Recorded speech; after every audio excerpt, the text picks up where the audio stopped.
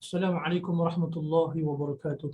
إن الحمد لله نحمده ونستعينه ونستغفره ونستهديه ونؤمن به ونتوكل عليه ونعوذ بالله من شرور أنفسنا ومن سيئات أعمالنا. من يهده الله فلا مضل له ومن يضلل فلا هادي له، وأشهد أن لا إله إلا الله وحده لا شريك له، وأشهد أن محمدا عبده ورسوله. يا أيها الذين آمنوا اتقوا الله حق تقاته ولا تموتن إلا وأنتم مسلمون. يا أيها الناس اتقوا ربكم الذي خلقكم من نفس واحدة وخلق منها زوجها وبث منهما رجالا كثيرا ونساء، واتقوا الله الذي تساءلون به والأرحام إن الله كان عليكم رقيبا. يا أيها الذين آمنوا اتقوا الله وقولوا قولا سديدا يصلح لكم أعمالكم ويغفر لكم ذنوبكم، ومن يطع الله ورسوله فقد فاز فوزا عظيما. أما بعد فإن أصدق الحديث كتاب الله، وخير الهدي هدي محمد صلى الله عليه وسلم، وشر الأمور محدثاتها فإن كل محدثة بدعة وكل بدعة ضلالة وكل ضلالة في النار، أو كما قال النبي صلى الله عليه وسلم. Alhamdulillah, tuan-tuan, puan-puan, hadirin hadirat yang dirahmati Allah Subhanahu wa taala. Kita bersyukur kepada Allah Subhanahu wa taala. Allah Subhanahu wa taala memudahkan lagi bagi kita dapat bersama-sama berkumpul pagi ini dalam majlis ilmu walaupun di alam maya. Semoga Allah Subhanahu wa taala memberkati kehidupan kita dunia dan akhirat insya-Allah. Dan semoga Allah Subhanahu wa taala memudahkan bagi kita memperolehi ilmu yang bermanfaat, dipermudahkan untuk kita ambil iktibar pengajaran dan juga kita amal dan juga sampaikan kepada orang lain insya-Allah. Semoga tuan-tuan puan-puan semua dalam keadaan sihat dan afiat insya-Allah. Baik, pada pagi ini tuan-tuan yang dirahmati Allah, kita akan menyambung pengajian kita berkaitan dengan qawaid Quraniyah, dan kita telah sampai ataupun kita sambung pagi ini siri ke-6 berkaitan dengan kaedah yang ke-11, kaedah yang ke-12 dan juga kaedah yang ke-13 insya-Allah. Baik, tuan-tuan puan-puan rahmati Allah Ta'ala, kita pergi terus kepada kaedah yang ke-11. Allah Subhanahu wa taala berfirman dalam surah Taha ayat yang ke-69. Ayat yang ke-69. A'udzu billahi minasyaitonir rajim. Wa alqi ma fi yaminika talqaf ma sana'u innama sana'u kaidu sahir wa la yuflihu as-sahiru haitsu ata. Yang bermaksud, dan campakkanlah apa yang ada di tangan kananmu, nescaya ia akan menelan segala benda-benda sihir yang mereka lakukan, kerana sesungguhnya apa yang mereka lakukan itu hanyalah tipu daya ahli sihir, sedangkan ahli sihir itu tidak akan menang di mana sahaja mereka berada. Dan Dr. Umar Hafizahullah dalam kitab beliau Qawaid Quraniyah ni tuan-tuan, beliau mengambil potongan ayat wala yuflihu as-sahiru haitsu ata, yang bermaksud sedangkan ahli sihir itu tidak akan menang di mana sahaja mereka berada. Potongan ayat ini tuan-tuan yang saya kalakan. Wala yuflihu as-sahiru haitsu ata, sedangkan ahli sihir itu tidak akan menang di mana sahaja mereka berada. Baik, hadirin yang dirahmati dan dikasihi Allah Ta'ala. Pendahuluan, kaedah ini merupakan di antara salah satu kaedah Al-Quran yang muhkam, yang membawa maksud yang jelas dan tidak tersembunyi. Maknanya apabila kita membaca, kita menghayati, kita mentadaburinya, maknanya ia merupakan satu bentuk kaedah Al-Quran yang jelas dan tidak tersembunyi, yang muhkam.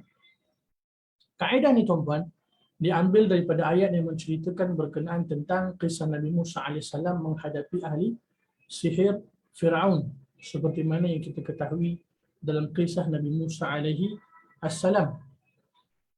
Kaedah ini sama maksud juga dengan ayat Al-Quran dalam ayat yang lain dalam surah Yunus ayat yang ke-77. A'udzu billahi minasyaitonir rajim. Qala Musa ataquluna lil haqqi lamma ja'akum as-sihru hadha wa la yuflihu as-sahirun.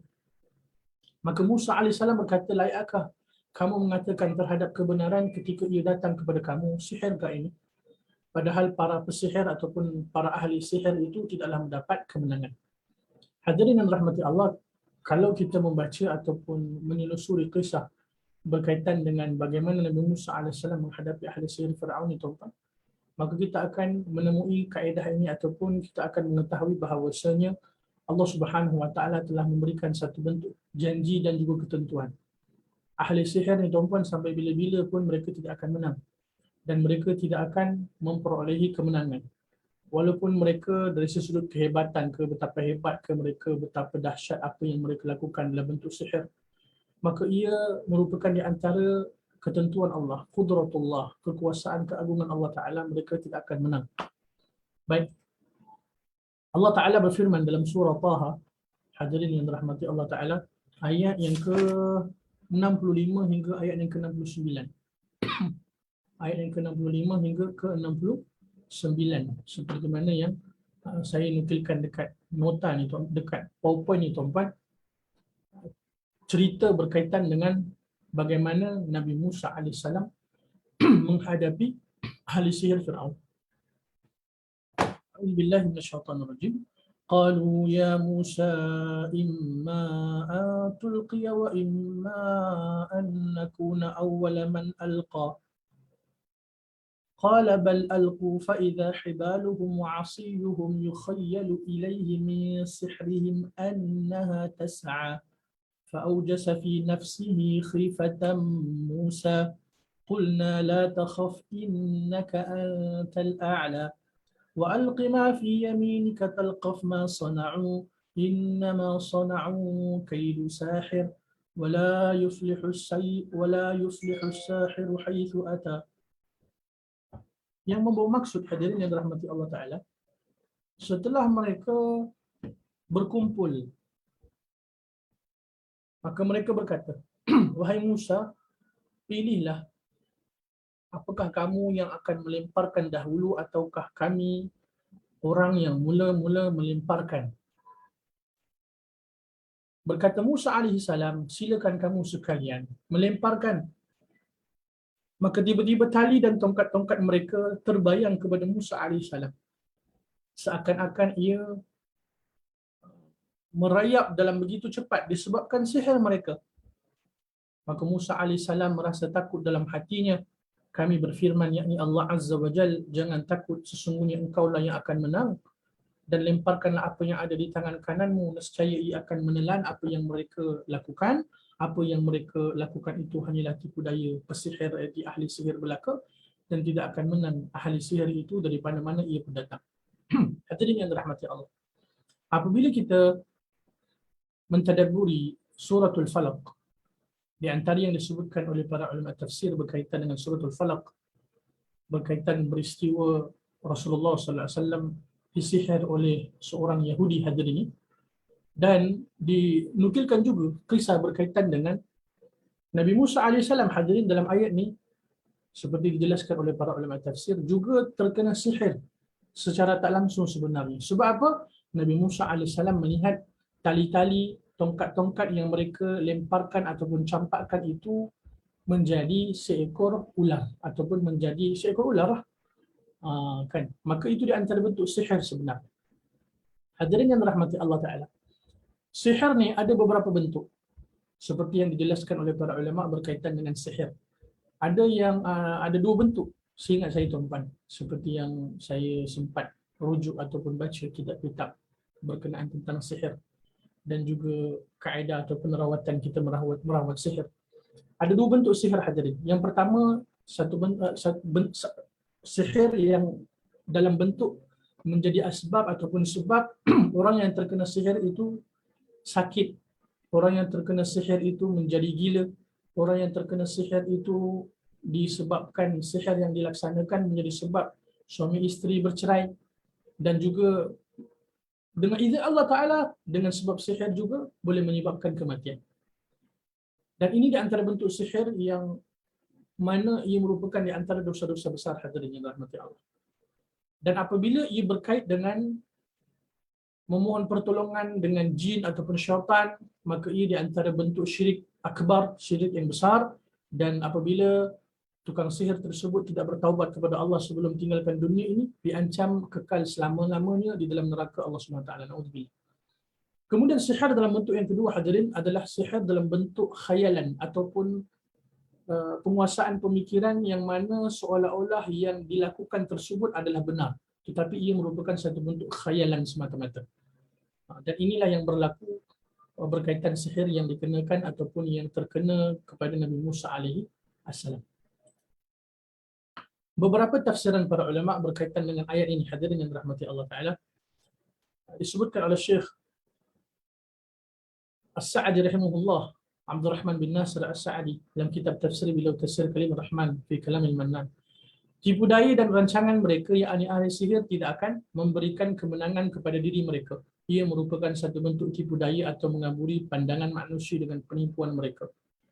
Kan ini yang disebutkan oleh Syekh As-Sa'di rahimahullah. Apa jua bentuk tipu daya, apa jua bentuk rancangan yang dilakukan oleh ahli sihir itu, sama sekali tuan-puan, mereka tidak akan memperoleh kemenangan hatta kepada diri mereka pun.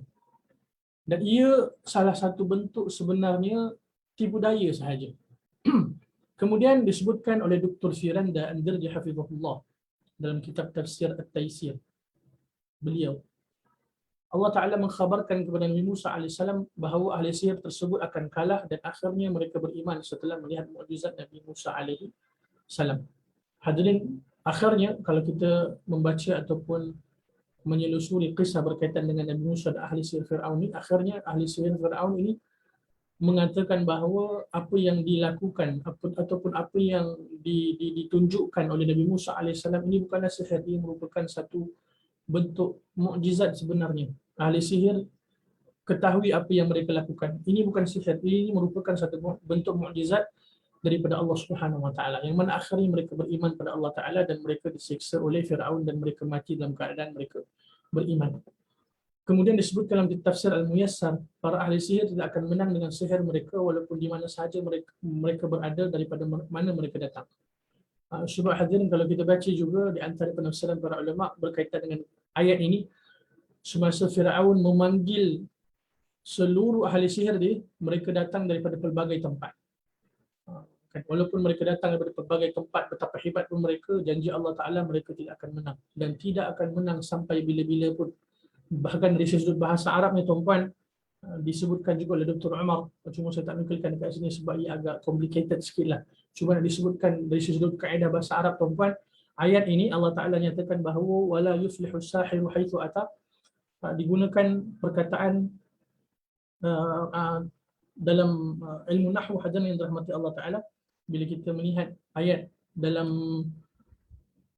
kaedah ni, wala yuflihu sahiru haitsu ata, di antara kaedah dalam ilmu nahwu tuan-puan, bila mana kalimah tersebut berbentuk nafi, pada masa yang sama dia punya fi'il itu merupakan di antara yang menafikan ataupun wala yuflih itu maknanya adalah la ataupun la nafi digunakan untuk satu bentuk perbuatan dalam fi'il mudhari'. Maka itu di antara bentuk perkataan dalam bahasa Arab membawa maksud bahawa tidak akan menang sampai bila-bila ataupun tidak akan berjaya, tidak akan memperolehi kemenangan sampai bila-bila, selama-lamanya, hadirin yang dirahmati Allah. Itu yang dijelaskan juga oleh Dr. Umar hafizahullah dalam kitab beliau ni. Cuma nak cerita juga tuan-puan yang dirahmati Allah Ta'ala, bahawasanya kaedah ni merupakan di antara kaedah yang sangat bermanfaat buat kita sebagai satu bentuk panduan buat kita bahawasanya sihir ni di antara benda yang benar hadirin. Dan kita mukmin, bahkan ia merupakan di antara perkara yang kita memang percaya dan kita pun ketahui ia memang ada, ia memang jelas dan nyata ia berlaku. Ya. Dan apa jua keadaan ataupun sihir itu berlaku, pastinya atas izin Allah Subhanahu Wa Taala. Dan apa jua mereka lakukan hadirin, tidak akan sekali-kali sampai bila-bila pun mereka tidak akan memperolehi kemenangan. Hadirin, seterusnya maksud kaedah ni dijelaskan supaya kita lebih memahaminya hadirin, seperti yang disebutkan oleh Syekh Ash-Shinqiti rahimahullah dalam kitab tafsir beliau, Tafsir Adwa' al-Bayan. Beliau berkata berkenaan ayat dalam kaedah ini, ayat ini merupakan dalil berkenaan kekufuran para ahli sihir kerana orang yang langsung tidak memiliki kebaikan secara menyeluruh adalah orang-orang kafir. Dan beliau membawakan dua sebab utama, hadirin yang dirahmati Allah, berkaitan dengan ahli sihir ni. Mereka di antara orang-orang yang kafir sebenarnya. Walaupun sebenarnya dari sudut pandangan ini merupakan pandangan jumhur di kalangan para ulama, bahawasanya ahli sihir ni tuan-tuan, mereka adalah orang-orang kafir. Cuma diperincikan juga oleh para ulama dari segi sudut sihir yang mereka lakukan. Apabila sihir yang mereka lakukan itu berkaitan dengan perkara-perkara ataupun perbuatan-perbuatan yang mensyirikkan Allah Subhanahu wa taala, yang menyebabkan akidah mereka terbatal, maka mereka kafir.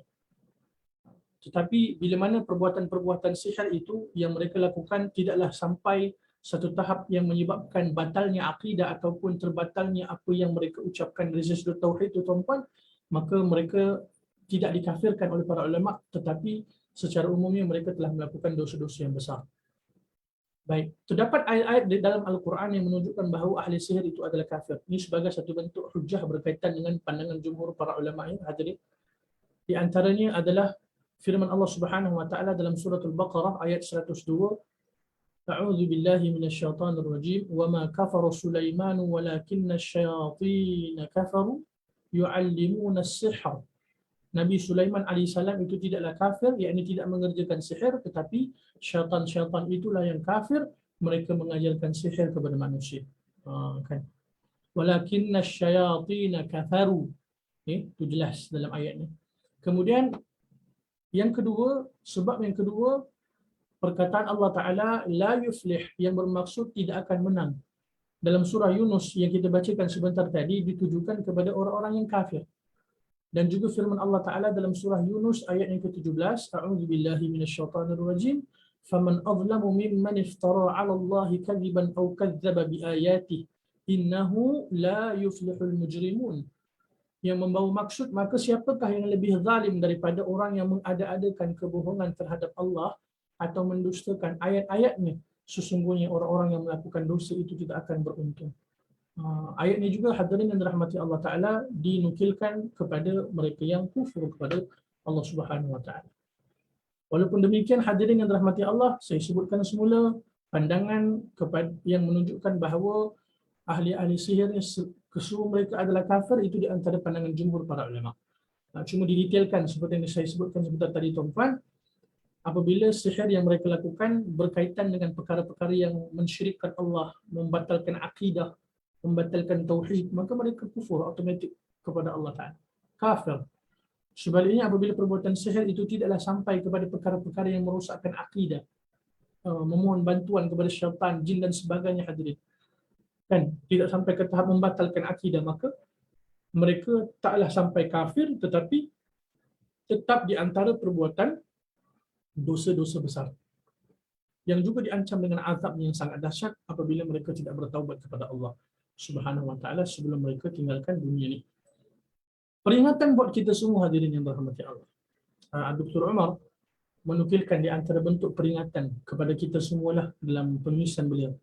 Di antara perkara yang menghairankan, kata beliau rahimahullah, sebagai umat Islam yang beriman dengan kitab Allah dan sunnah baginda Rasulullah SAW, masih terdapat golongan yang pergi menemui ahli sihir untuk memenuhi keinginan mereka. Sedangkan Allah Ta'ala telah menjelaskan berkenaan bahaya sihir dan ancaman keras buat para ahli sihir. Hadirin yang dirahmati Allah Ta'ala, sihir ni bukan sahaja kita katakan berlaku di zaman kita ni, hatta di zaman Nabi SAW. Hatta Nabi SAW pun Allah Ta'ala tentukan dalam keadaan kita katakan Allah Ta'ala tentukan Nabi SAW pun terkena sihir. Dan sehingga kini pun hadirin, seperti yang kita ketahui, amalan sihir ni masih berleluasa. Dan pastinya amalan ahli sihir ni yang kebanyakannya berlaku, kita katakan secara umumnya di negara-negara Islam. Yang umumnya ahli-ahli sihir ni secara zahirnya merupakan di antara orang Islam. Tetapi kita nyatakan sebentar tadi, bila mana amalan-amalan sihir yang mereka lakukan sehingga tahap membatalkan akidah, maka mereka jatuh kafir. Ma'adallah. Cuma nak ceritanya tuan-tuan yang dirahmati Allah, ini di antara perkara yang sangat menghairankan. Na'udzubillahi min dzalik. Dan sehingga kini tuan-tuan, sihir itu memang berlaku di antara sesama kaum muslimin. Dan secara umumnya sesama Islam yang menghantar sihir kepada orang Islam yang lain. Dalam dunia perniagaan sebagai contoh, dalam dunia pekerjaan sebagai contoh, dalam dunia berbentuk rumah tangga sebagai contoh. Ini di antara perbuatan-perbuatan yang na'udzubillah hadirin ini semua Allah Subhanahu wa taala memelihara kita semua insya-Allah. Dan kita kena ketahui bahawa ini merupakan di antara perbuatan yang sangat dimurkai oleh Allah Subhanahu wa taala. Firman Allah Subhanahu wa taala dalam surah Al-Baqarah ayat 102. Allah Subhanahu wa taala berfirman, a'udzubillahi minasyaitonir rajim. وما هم بضارين به من أحد إلا بإذن الله ويتعلمون ما يضرهم ولا ينفعهم ولقد علموا لمن اشتراه ما له في الآخرة من خلاق ولبئس ما شروا به أنفسهم لو كانوا يعلمون. Mereka tidak akan dapat mencelakakan seseorang yang sihirnya kecuali dengan izin Allah. Mereka mempelajari sesuatu yang mencelakakan dan tidak akan memberi manfaat kepada mereka. Dan sesungguhnya mereka telah ketahui barang siapa membeli ataupun menggunakan sihir itu, nescaya tidak akan mendapat keuntungan di akhirat.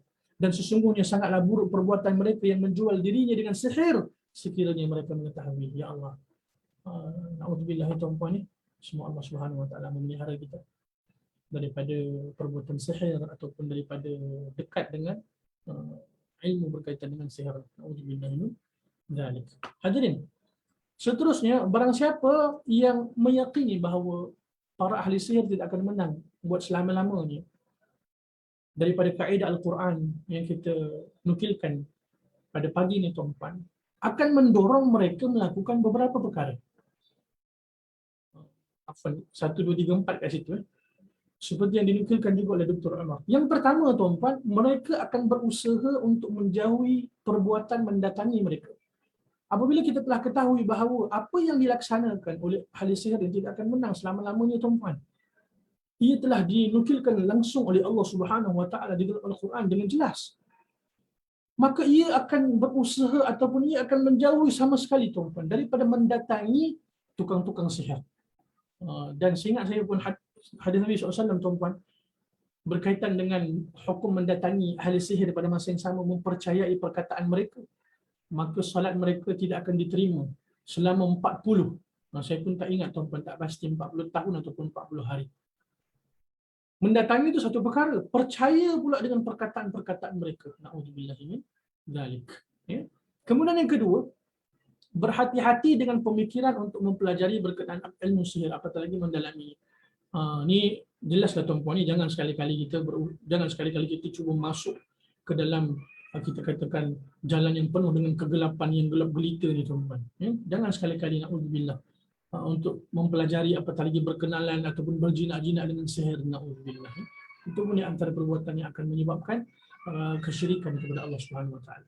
Kemudian yang ketiga, bagi mereka yang telah mempelajari sihir dan mengamalkannya, kena mengetahui bahawa mereka berada dalam keadaan yang sangat bahaya.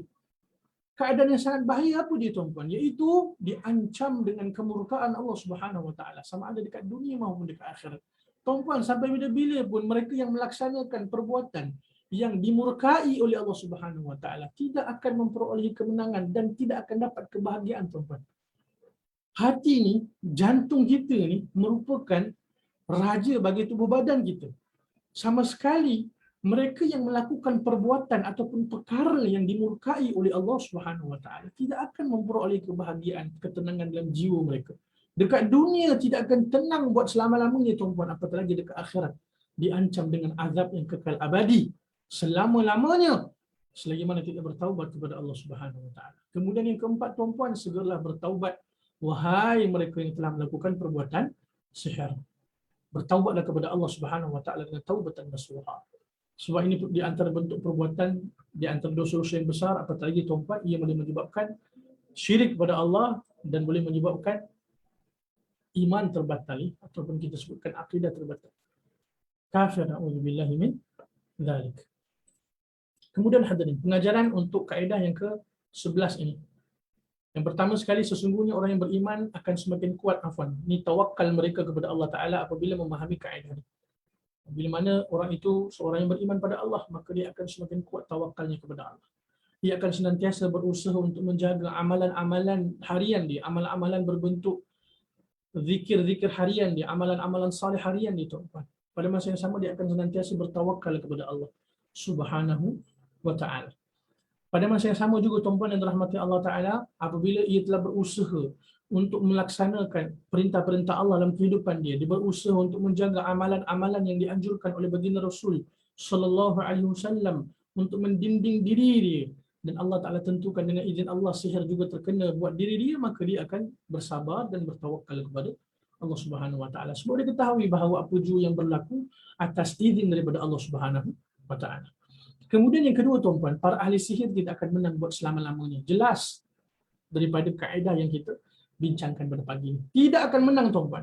Dan ada di antara persoalan yang timbul ataupun ketika mana saya duduk mentelaah berkaitan dengan kaedah ini tuan-tuan yang dirahmati Allah Ta'ala, ditanyakan kepada saya oleh isteri saya lah khasnya, sebab saya pun sama-sama murajaah dengan dia.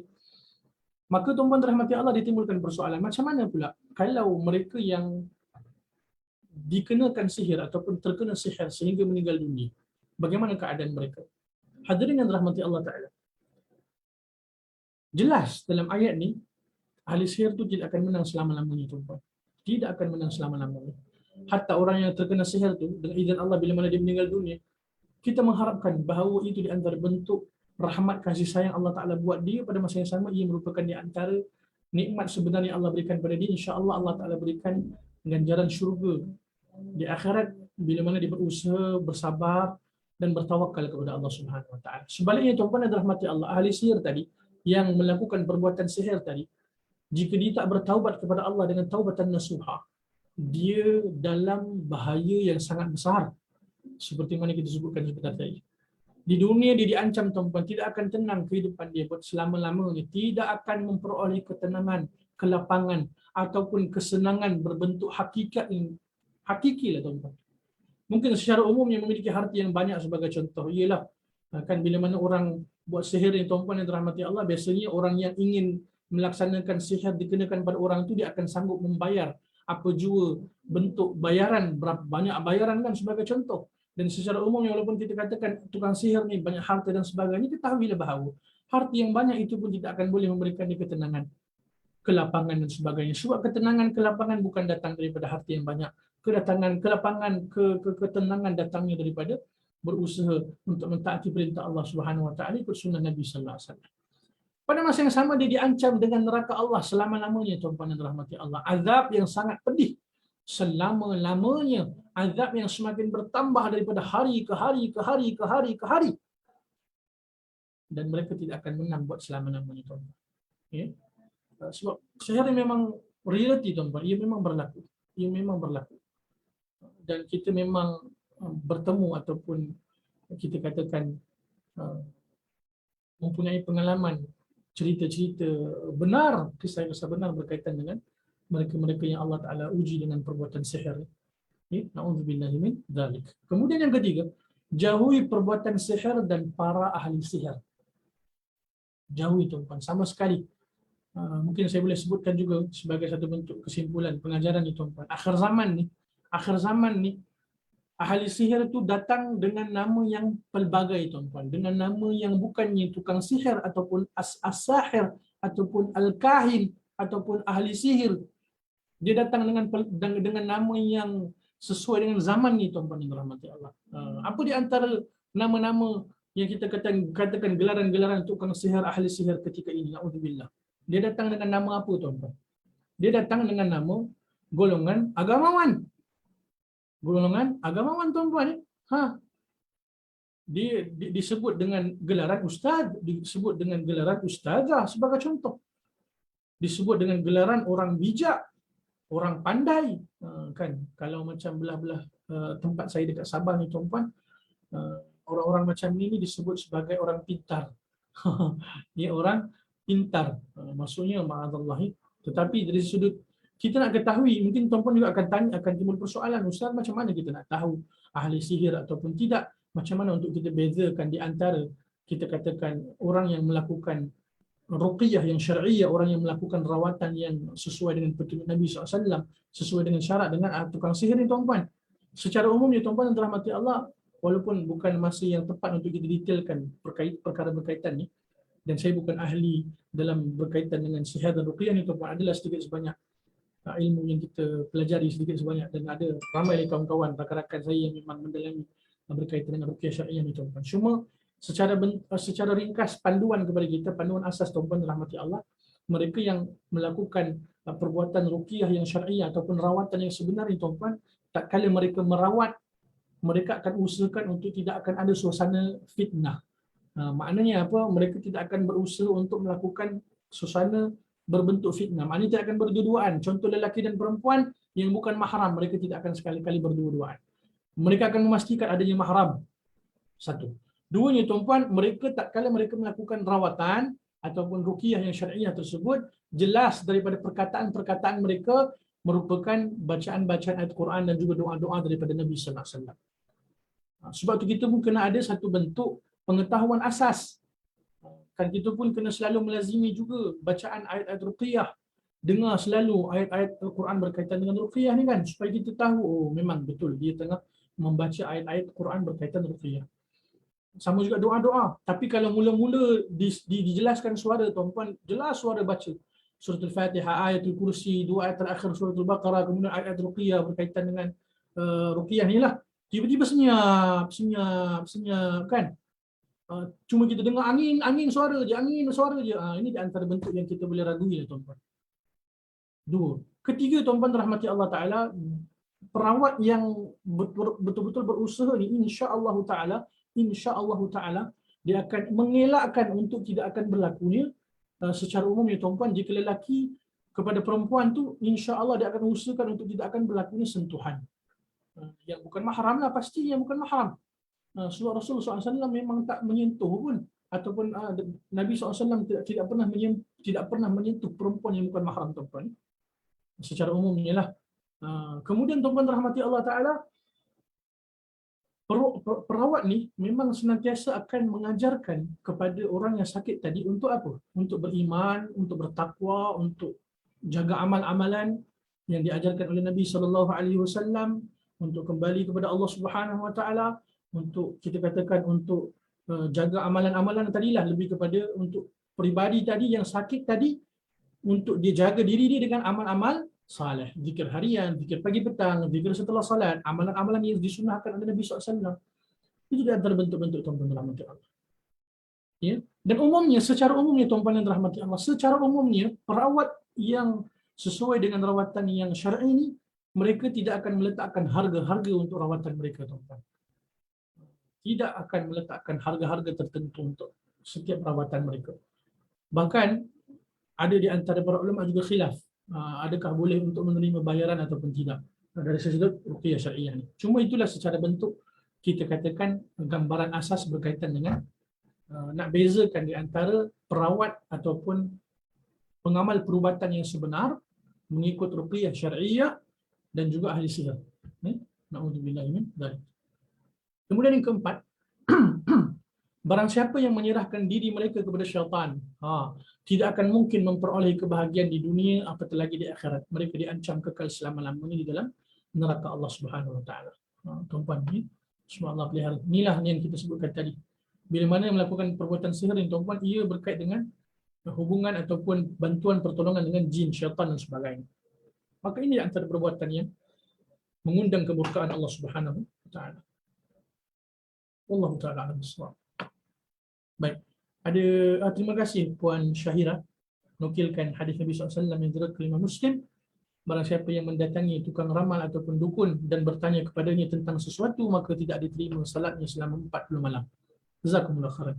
Kemudian ada persoalan dekat sini tuan-puan, dan saya nyatakan jelas dekat sini, sebarang persoalan jika saya mampu saya jawab.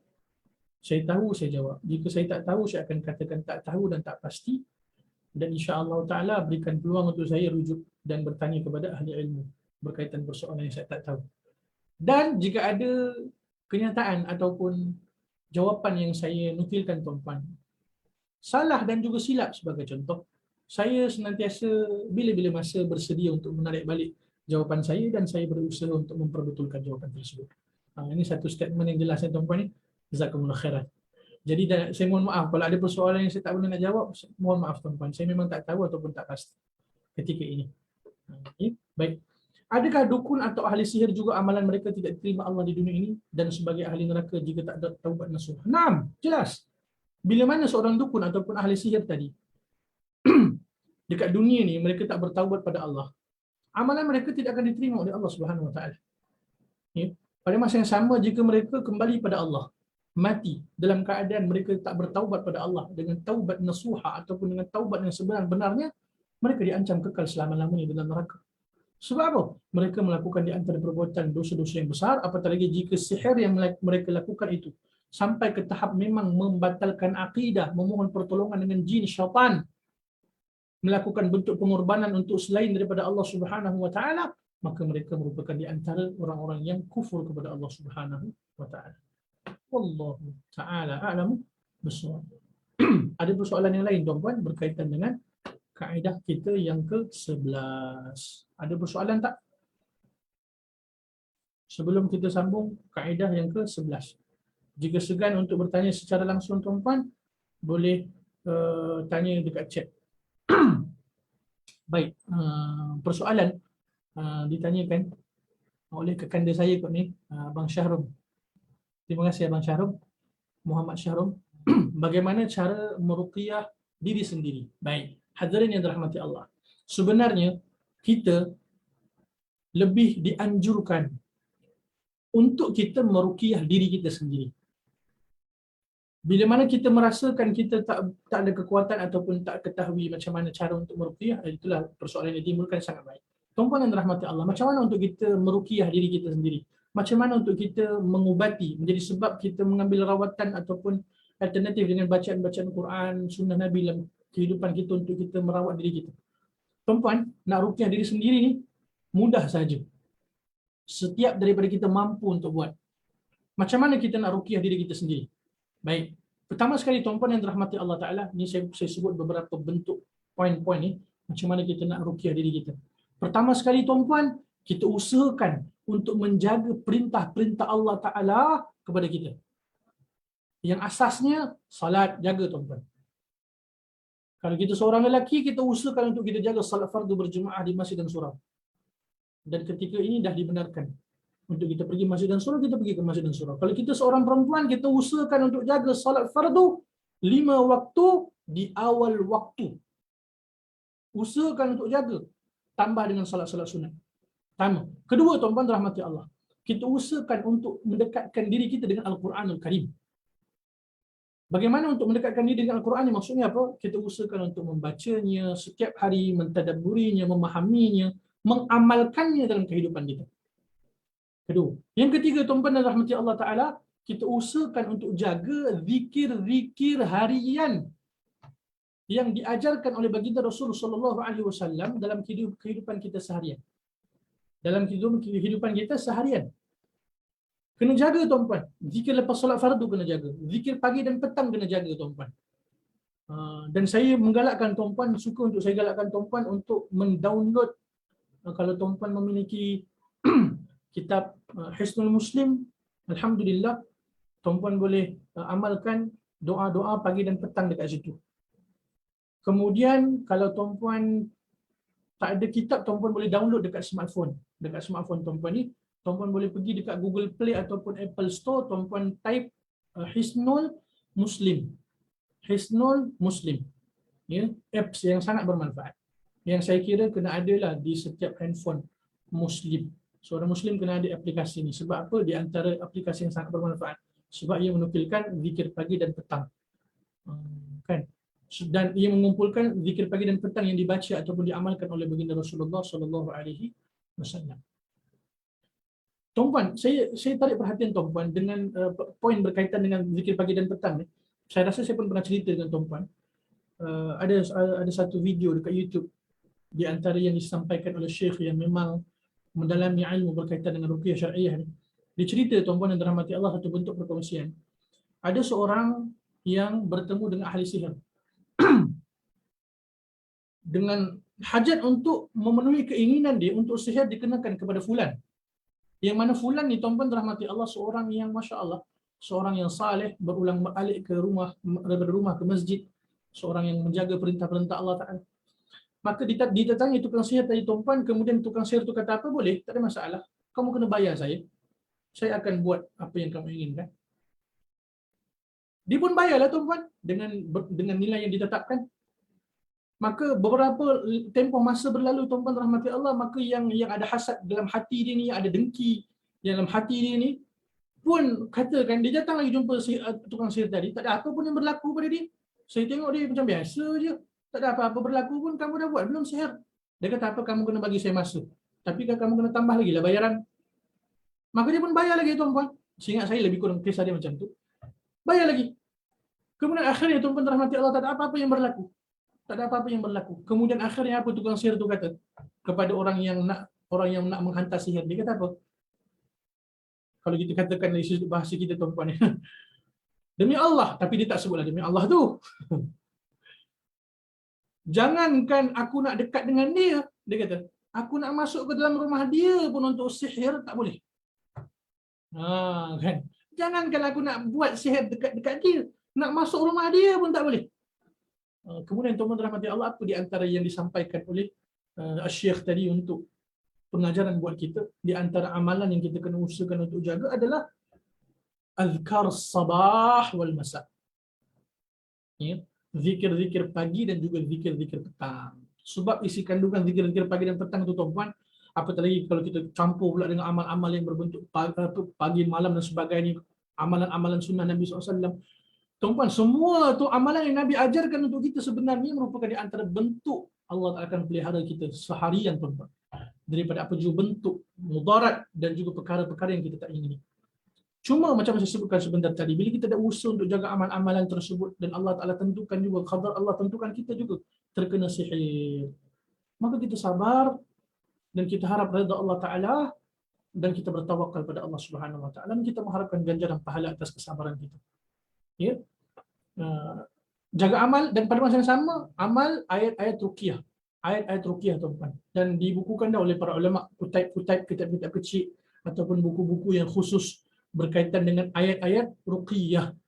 Kita usahakan untuk sama-sama membacanya, mengamalkannya dalam kehidupan seharian kita, apatah lagi kalau kita mampu untuk mentadabburi ayat-ayat ruqyah yang dibaca oleh baginda Rasulullah sallallahu alaihi wasallam daripada Al-Quranul Karim. Kemudian setelah itu tuan-tuan dirahmati Allah Ta'ala, kita bertawakal kepada Allah Subhanahu Wa Ta'ala. Kita bertawakal kepada Allah. Fa idza azamta fatawakkal 'ala Allah. Apabila kalian telah melakukan satu bentuk keazaman usaha, maka kalian bertawakal kepada Allah. Kita bertawakal kepada Allah tuan-tuan. Dan itu di antara bentuk ruqyah sebenarnya. Ruqyah secara kita ruqyah diri kita sendiri. Dengan kita berusaha untuk jaga amalan kita, zikir kita harian dan sebagainya. Itu di antara bentuk sebenarnya cara kita meruqyah diri kita. Kemudian kita tambah, top up pula dengan sunnah-sunnah Nabi SAW berkaitan dengan adab-adab harian tuan-tuan ni. Doa sebelum keluar rumah, doa berpakaian, sebelum masuk tandas. Doa-doa sunnah-sunnah Nabi ni sangat banyak tuan-tuan. Ada satu kitab yang sangat bermanfaat yang dikarang oleh Syekh Khalid Husainan hafizahullah, yang berjudul Akthar min alf sunnah fil yawm wal laylah. Lebih kurang 1000 amalan sunnah Nabi seharian tuan-tuan, seharian, siang dan malam. Dan apabila kita usahakan untuk amalkan sunnah-sunnah Nabi tersebut, insya-Allah Ta'ala, Allah Ta'ala pasti akan pelihara kita. Keluarga kita juga tuan-tuan. Rumah macam mana kita nak jaga? Rumah kena hidup dengan suasana agama tuan-tuan. Rumah kena hidup dengan ibadah. Rumah kena hidup dengan ta'lim. Rumah kena hidup dengan majlis ilmu. Rumah kena hidup dengan Quran. Rumah kena hidup dengan salat. Rumah kena hidup dengan suasana dakwah tuan-tuan. Menceritakan kehebatan kebesaran Allah SWT dan sebagainya. Itu di antara amalan-amalan rumah ni tuan-tuan, kena usahakan untuk dihidupkan supaya rumah kita Allah Subhanahu Wa Ta'ala pelihara daripada apa juga bentuk yang kita tidak ingini. Sujud secara ringkas tuan-tuan. Wallahu a'lam bishawab. Assalamualaikum Ustaz, apakah amalan dan ayat Al-Quran dan doa untuk kita lindungi diri dan keluarga daripada sihir? Nah, seperti yang saya sebutkan tadi, tuan-tuan boleh search berkaitan dengan ayat-ayat ruqyah. Ayat-ayat ruqyah. InsyaAllah tuan-tuan akan jumpa.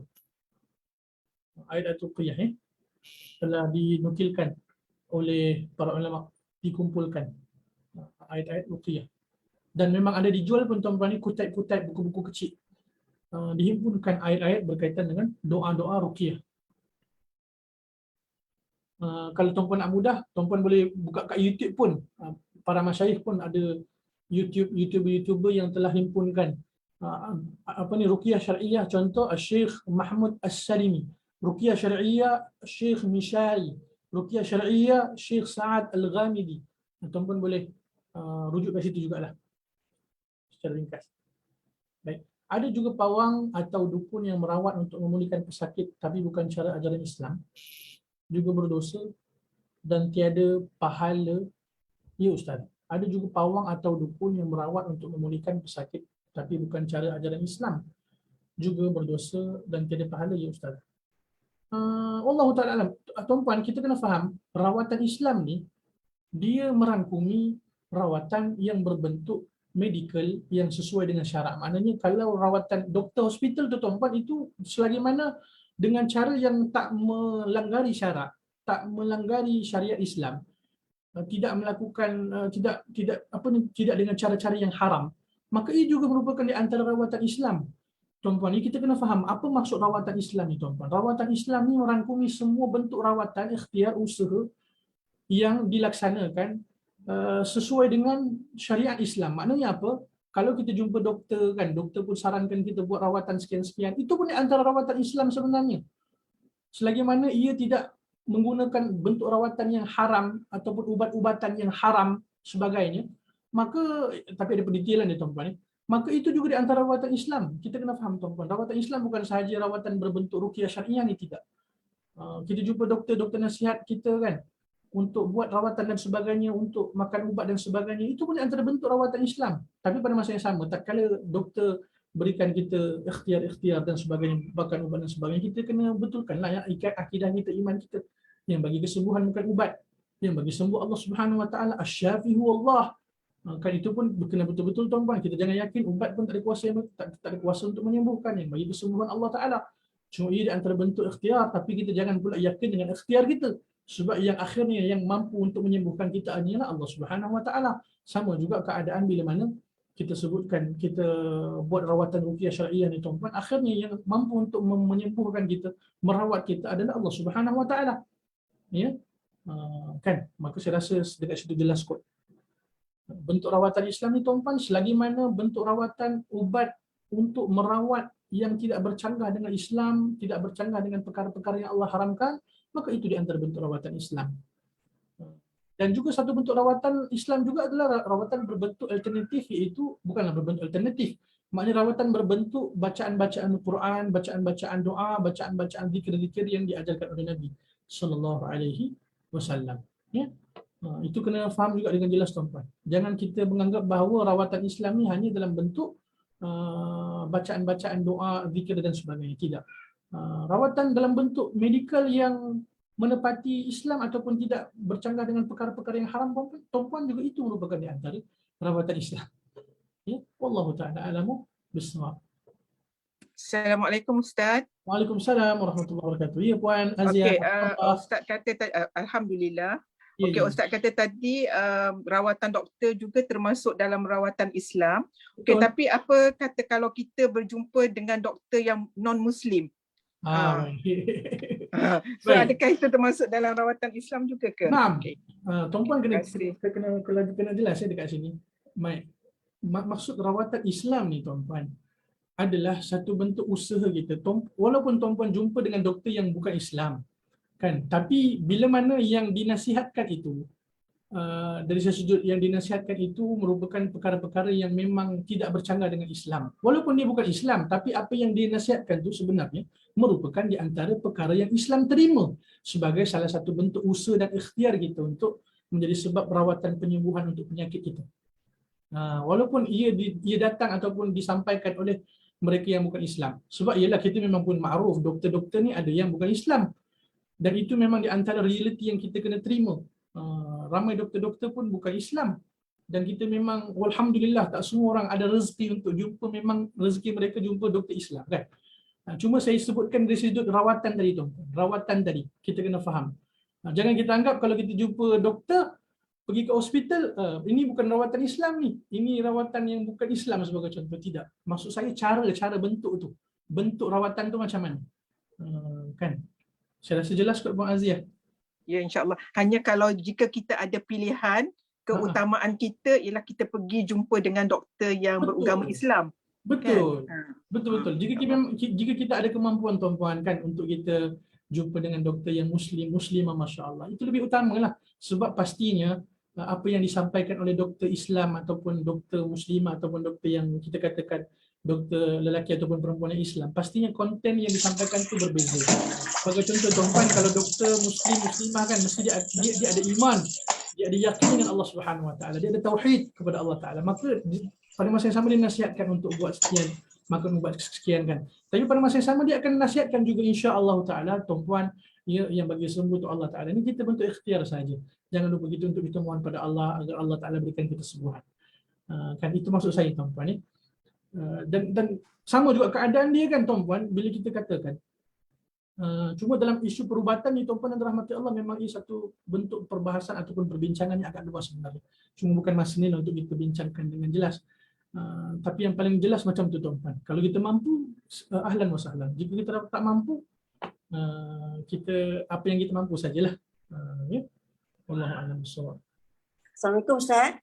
Saya nak tanya, hukum orang perempuan bersalin dengan doktor lelaki tu, macam mana tu pandang Ustaz? Baik, masya-Allah. Ini pun antara persoalan yang sangat baik. Hadirin yang dirahmati Allah Taala. Sebab tu saya katakan tadi, dari sudut perubatan ni tuan-puan, ada apatah lagi dari sudut kita dalam tempoh zaman yang terkini, ada di kalangan para ulama meletakkan banyak kaedah-kaedah fiqh ataupun kaedah-kaedah dalam Islam yang syar'i, yang diterima Islam, yang boleh diterapkan dalam dari sudut perubatan ni tuan-puan. Tapi satu bentuk perbincangan yang sangat luas. Kalau tuan-puan tanya apa hukum perempuan yang perempuan bersalin dengan doktor yang bukan setakat kita katakan bukan Islam ni, doktor lelaki doktor lelaki. Kalau perempuan tak ada masalah kan. Doktor perempuan, doktor lelaki. Hadirin yang dirahmati Allah Taala, macam kita sebutkan tadi, kalau kita memang berkemampuan untuk kita memilih, untuk kita memiliki doktor perempuan untuk kita bersalin ataupun isteri kita bersalin, maka itu di antara bentuk kewajipan kita tuan-tuan, untuk kita usahakan untuk memiliki ataupun request doktor tersebutlah. Cuma itulah kita katakan, tak semua dari sudut zaman kita sekarang ni, tak semua berkemampuan untuk bersalin dekat hospital swasta. Hatta hospital kerajaan pun sekarang sebenarnya pun alhamdulillah dalam keadaan kita katakan islamisasi dekat negara kita tuan-puan ni, kebiasaannya memang akan diusahakan juga untuk yang yang akan menguruskan wanita bersalin ni adalah doktor perempuan. Melainkan mungkin disebabkan ketika itu memang dah terlalu ramai pesakit ataupun memang dah tak ada doktor perempuan dah contoh, baru dia akan bagi doktor lelaki. Maka tuan-puan dirahmati Allah, dari segi sudut hukumnya tak menjadi masalah. Tak menjadi masalah sebab dari sudut perubatannya itu termasuk darurat dah tuan-puan, memang dah darurat dah. Cuma itulah kita katakan, mungkin tuan-puan akan tanya pula, darurat macam mana pula Ustaz? Memang darurat lah tuan-puan, kalau memang ketika itu memang dah tak ada dah doktor perempuan. Hatta kalau memang dekat hospital kerajaan sebagai contoh, kita memang tak boleh nak pastikan, kita boleh request, kita boleh minta, boleh tak? Macam contoh tuan-puan ni, isteri saya bersalin dekat hospital kerajaan. Memang secara usahanya tuan-puan, memang saya request dekat nurse, dekat situ, boleh tak isteri saya yang uruskan isteri saya bersalin ni doktor perempuan, boleh tak? Tapi sekadar itu je tuan-puan. Tapi akhirnya yang kita mampu, kita mohon doa pada Allah Subhanahu Wa Taala. Cuma bila Allah Taala tentukan keadaan tersebut bukan doktor perempuan, kita anggap ia satu bentuk darurat, dan darurat ketika ini tuan-puan tak ada masalah. Dibenarkan, diharuskan di dalam Islam, tak ada masalah.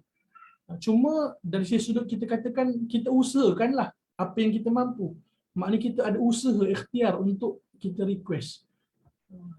Bagi mereka yang berkemampuan untuk dekat hospital swasta tuan-puan, alhamdulillah. Memang rezekilah buat mereka kemampuan kan. Sebab memang kalau dekat hospital swasta kita boleh request doktor perempuan. Dan memang kebanyakan pun dekat hospital swasta yang dimiliki oleh orang Islam pun, memang doktor-doktor yang menguruskan wanita yang bersalin ini adalah doktor perempuan.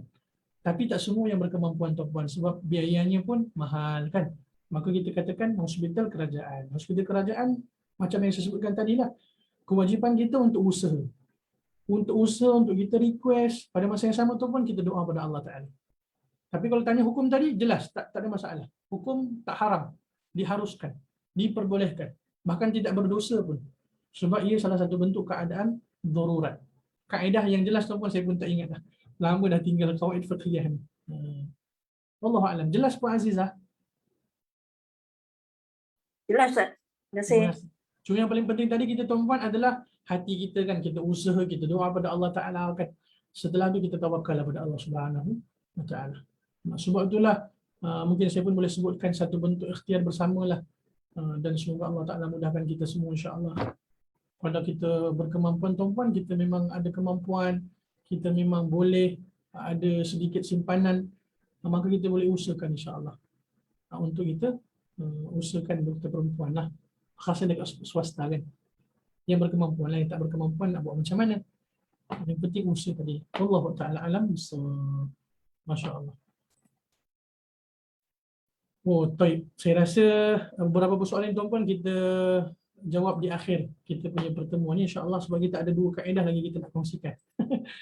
Maafkan saya, kita jawab persoalan tu secara ringkas di akhir nanti insya-Allah. Baik. Kita pergi kepada kaedah yang ke-12. Kaedah yang ke-12. Maafkan saya tuan-puan.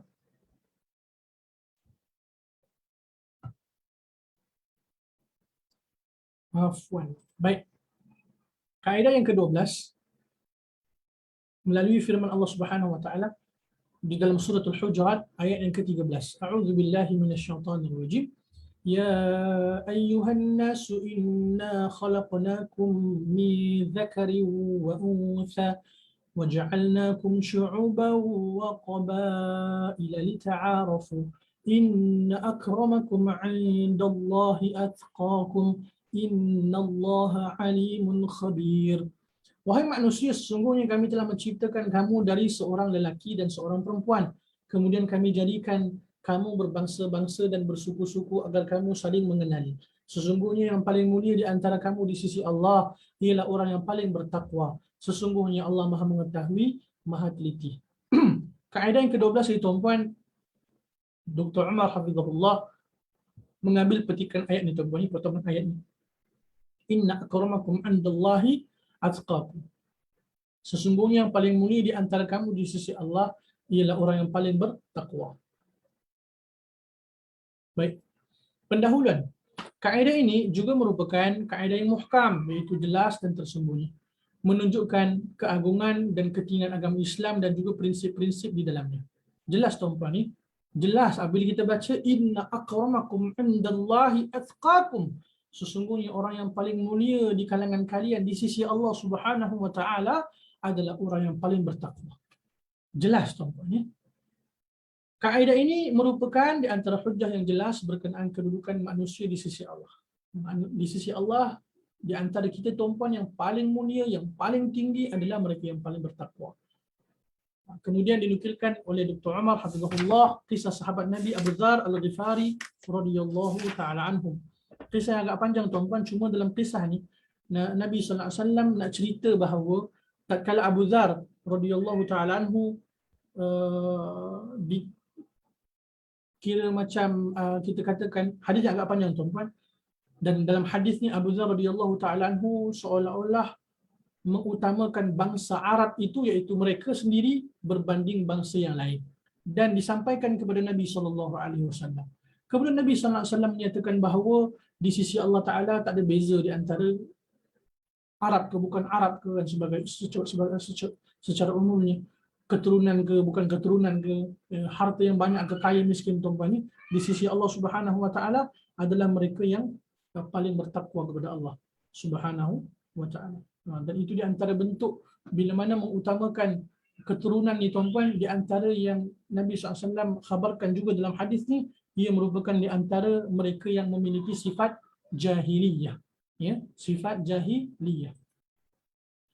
Kemudian kita pergi kepada beberapa tafsiran di kalangan para ulama berkaitan dengan ayat ini. Syekh Nasir Sa'adi rahimahullah, Syekh Nasir As-Sa'di rahimahullah, Abdul Rahman bin Nasir As-Sa'di menyatakan bahawa ukuran di antara manusia adalah takwa. Orang yang paling mulia di antara manusia adalah yang paling bertakwa kepada Allah. Jelas tuan-tuan. Kemudian Dr. Firanda dalam kitab dia Tafsir At-Taisir menyatakan bahawa ini adalah ukuran kedudukan manusia di sisi Allah Ta'ala yang jarang kita lakukan kerana kita secara umum menilai manusia bukannya dari ketakwaan tetapi dari sisi dunia, harta dan kedudukan manusia. Kemudian dalam kitab Tafsir Al-Muyassar menyebutkan bahawa sesungguhnya orang yang mulia di sisi Allah adalah orang yang paling bertakwa. Sesungguhnya Allah Ta'ala maha mengetahui terhadap orang yang bertakwa. Jelas tuan-puan ni daripada apa yang disebutkan oleh para ulama tafsir. Saya minum kejap tuan-puan ni.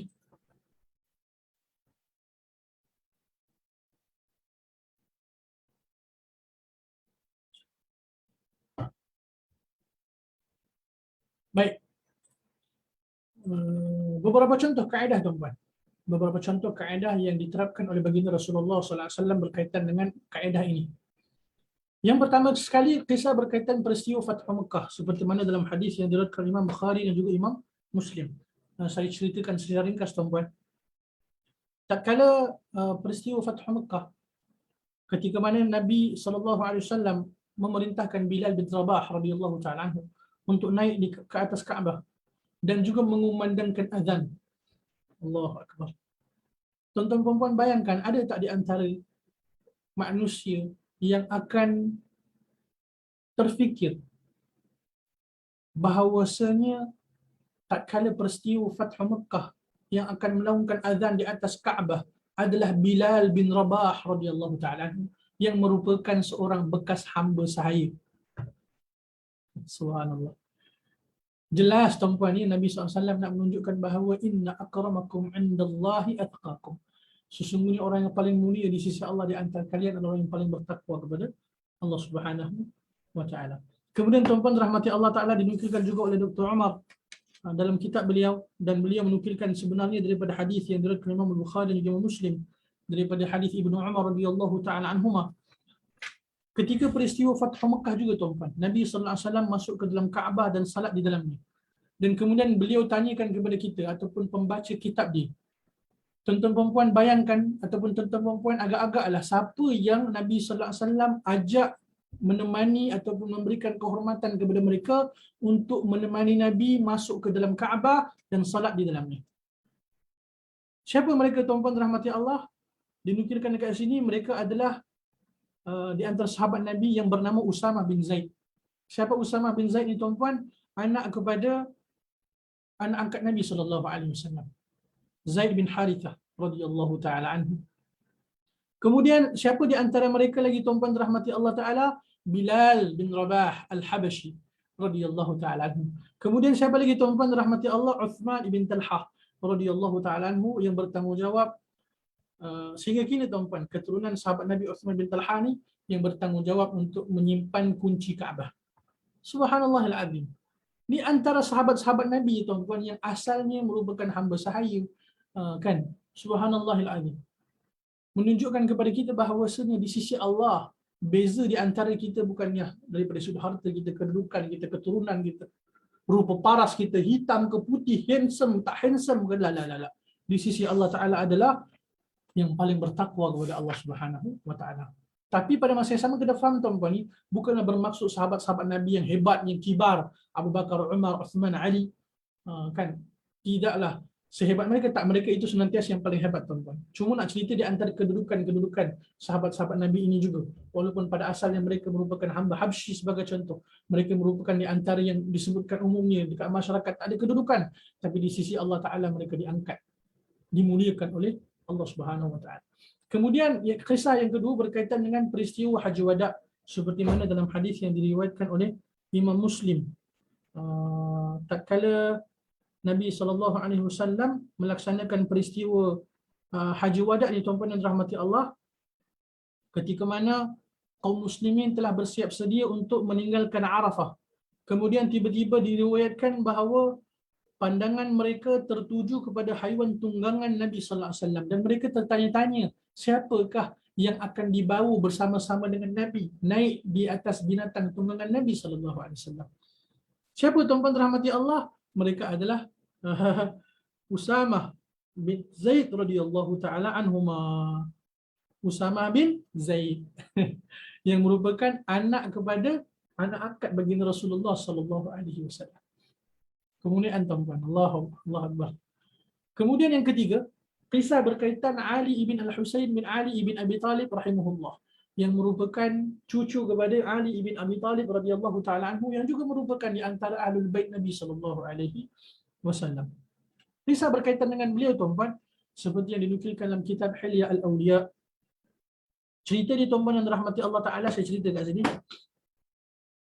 Satu ketika Ali ibn Al-Husain rahimahullah ni, yang dikenali sebagai Zainal Abidin, yang merupakan di antara penduduk Madinah, ya. Ketika beliau masuk ke dalam masjid, maka beliau melalui halqah kaumnya, yakni Quraisy. Kemudian dia pun mendatangi halqah Zaid ibn Aslam, dan Zaid ibn Aslam merupakan bekas hamba tuan-tuan ni, akan tetapi Zaid ibn Aslam ini merupakan di antara ulama-ulama yang besar di Madinatul Munawwarah. Allahu Akbar. Dan hadirin yang dirahmati Allah Taala, maka Zainal Abidin rahimahullah pun duduk di hadapan Zaid ibn Aslam. Zainal Abidin rahimahullah ni siapa? Ahlul Bait Nabi sallallahu alaihi wasallam. Zaid ibn Aslam bekas hamba tuan-tuan ni, tetapi ulama, kibar ulama. Kan? Tak kala Zainal Abidin rahimahullah duduk di hadapan Zaid ibn Aslam rahimahullah, maka ada di antara mereka yang menyatakan kepada Zainal Abidin rahimahullah, bagaimana mungkin kamu duduk di hadapan seorang yang mana bekas hamba, sedangkan kamu merupakan ahlul bait Nabi SAW, kamu seorang Quraisy. Macam mana kamu boleh duduk di hadapan seorang bekas hamba untuk menuntut ilmu kepadanya?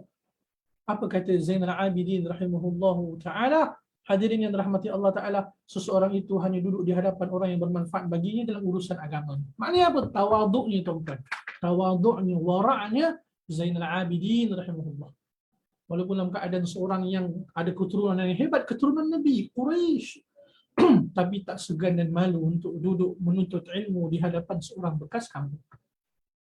Inna akramakum indallahi atqakum.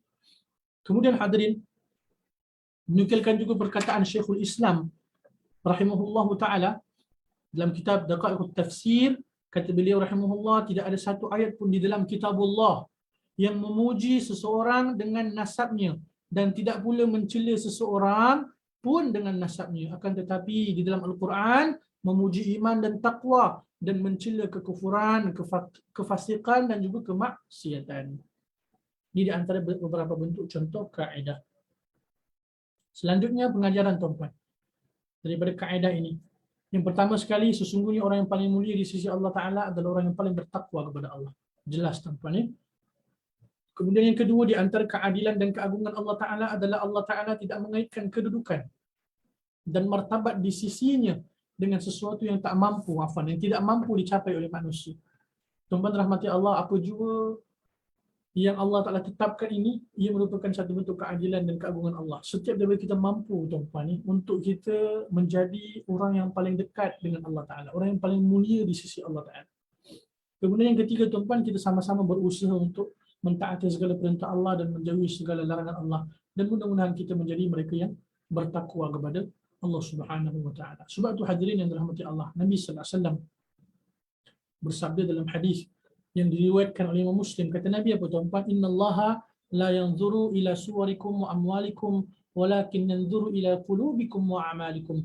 Sesungguhnya Allah Taala tak memandang pada rupa paras kalian. Allah Taala tak memandang pada harta benda kalian, tetapi Allah Subhanahu wa taala memandang pada hati-hati kalian dan juga amalan-amalan kalian. Nah, sebab itu tuan-tuan rahmati Allah, tak kiralah putih ke hitam ke, kaya ke miskin ke tuan-tuan, ada kedudukan ke tak ada kedudukan ke, penguasa ke rakyat ke, pemerintah ke, rakyat jelata, rakyat marhain ke tuan-tuan dan sebagainya, kaya ke miskin ke tuan-tuan, tidak menjadi apa jua bentuk permasalahan.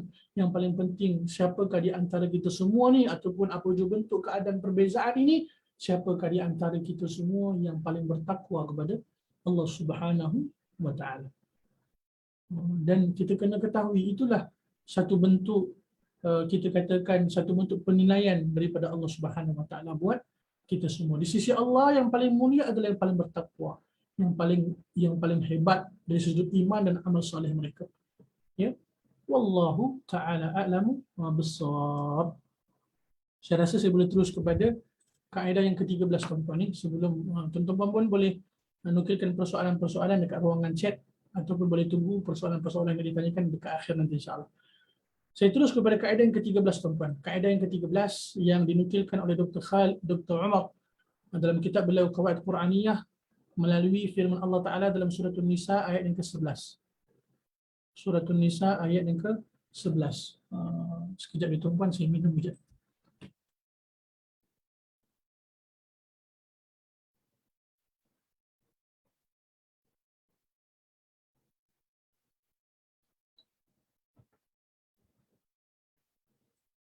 Baik. Allah Subhanahu wa taala berfirman, a'udzubillahi minasyaitonir rajim. Ayat yang agak panjang tuan-tuan berkaitan dengan ayat mawaris ataupun ayat perwarisan. Ayat berkaitan dengan harta pusaka. Yusikumullahu fi auladikum lidzakari mithlu hadzil unthayain.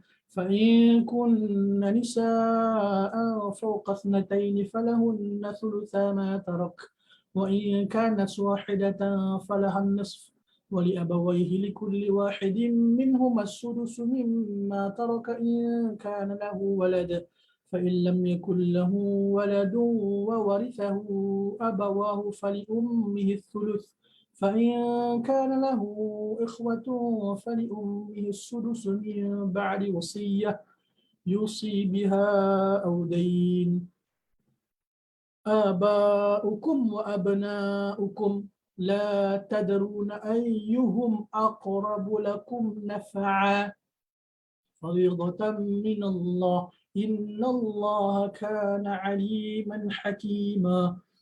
Yang membawa maksud panjang dekat sini tuan-tuan ya, cuma nak ceritanya berkaitan dengan potongan ayat ni. Aba'ukum wa abna'ukum la tadruna ayyuhum aqrabu lakum naf'a. Berkenaan orang tua kamu, ayah atau ibu kamu dan juga anak-anak kamu, sama ada lelaki maupun perempuan, kamu tidak mengetahui siapa di antara mereka yang lebih banyak manfaatnya bagi kamu. Kaedah yang ke-13 ni tuan-tuan adalah kaedah daripada potongan ayat yang ni, potongan ayat yang saya kadakan kuning ni. Ini terjemahan dia. Baik. Ayat ni tuan-tuan berkaitan dengan ayat waris ataupun ayat berkaitan dengan harta pusaka.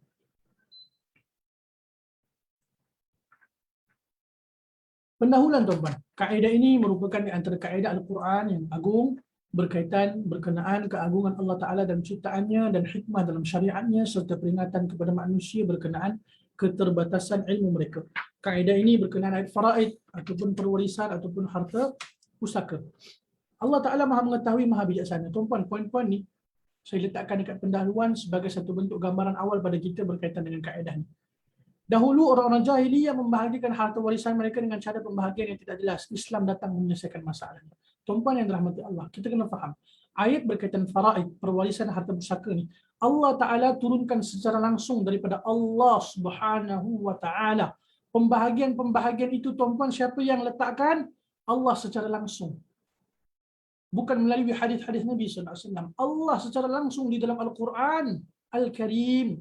Allah Ta'ala secara langsung mengeluarkan jalan permasalahan ataupun jalan penyelesaian berkaitan dengan permasalahan waris ni tuan-tuan. Sebab itu saya nukilkan jelas kat sini. Allah maha mengetahui, maha bijaksana. Kemudian Allah Ta'ala agung dalam ciptaannya dan hikmah dalam syariatnya tuan-tuan. Dan manusia ni keterbatasan ilmu mereka. Kita manusia ni tuan-tuan terbatas. Jangan kita hanya mengagungkan akal kita semata-mata. Ataupun jangan kita menuhankan kita punya emosi semata-mata. Kononnya sekian, kononnya sekian, kononnya sekian. La. Yang tentukan keadaan ini adalah siapa? Allah Azza wa Jal. Al-Khaliq yang maha menciptakan. Allah yang maha menciptakan, yang maha bijaksana tuan-tuan ni. So ayat berkaitan dengan perwarisan ni memang sebenarnya di antara ayat yang menguji keimanan orang yang beriman pada Allah. Adakah mereka beriman dengan apa yang Allah Ta'ala sampaikan ataupun mereka ragui apa yang Allah Ta'ala sampaikan ni. Baik. Beberapa tafsiran di antara para ulama, agak panjang kat sini tuan-tuan. Tak apa. Disebutkan dalam kitab Sa'ad rahimahullah. Sekiranya ketentuan pembahagian harta warisan dikembalikan kepada akal dan pilihan kalian, nescaya akan terjadi kemudaratan yang hanya akan diketahui oleh Allah Ta'ala. Sebab itulah Allah Ta'ala sendiri mengeluarkan ataupun memberikan jalan keluar untuk permasalahan itu, tuan-tuan. Jika tidak, maka akan berlakunya kemudaratan. Kemudian disebutkan dalam kitab Tafsir Al-Muyassar, bapa-bapa dan anak-anak kalian yang berhak mendapatkan warisan. Kalian tidak mengetahui siapa di antara mereka yang lebih dekat manfaatnya kepada kalian di dunia dan akhirat kalian. Maka janganlah kalian melebihkan salah seorang dari mereka atas yang lain. Apa yang aku wasiatkan kepada kalian ini merupakan kewajiban daripada Allah. Sesungguhnya Allah Maha mengetahui makhluknya, lagi Maha bijaksana dalam syariat yang ditetapkannya. Baik.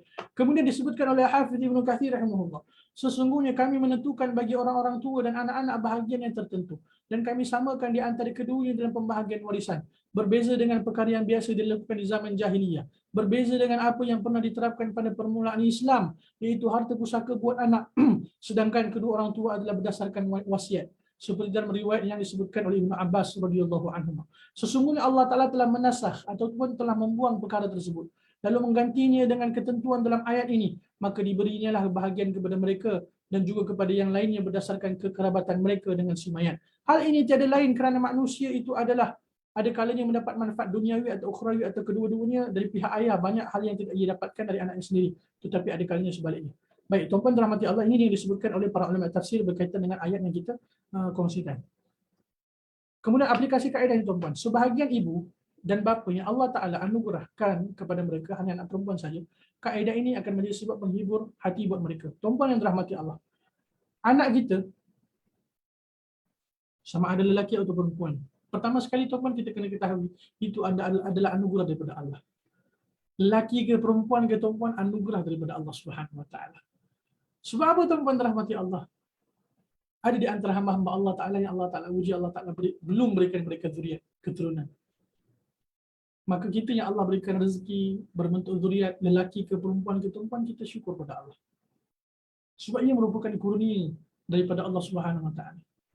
Rezeki yang sangat besar daripada Allah Subhanahu Wa Ta'ala. Asbab untuk saham akhirat kita yang berpanjangan yang Allah berikan kepada kita. Ya.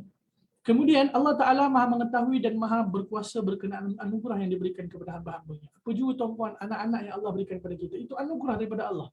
Dan Allah Maha mengetahui. Allah yang Maha mengetahui dekat perut isteri kita ataupun dekat perut perempuan, ibu-ibu ni, anak jantina apa tuan-puan? Perempuan ni.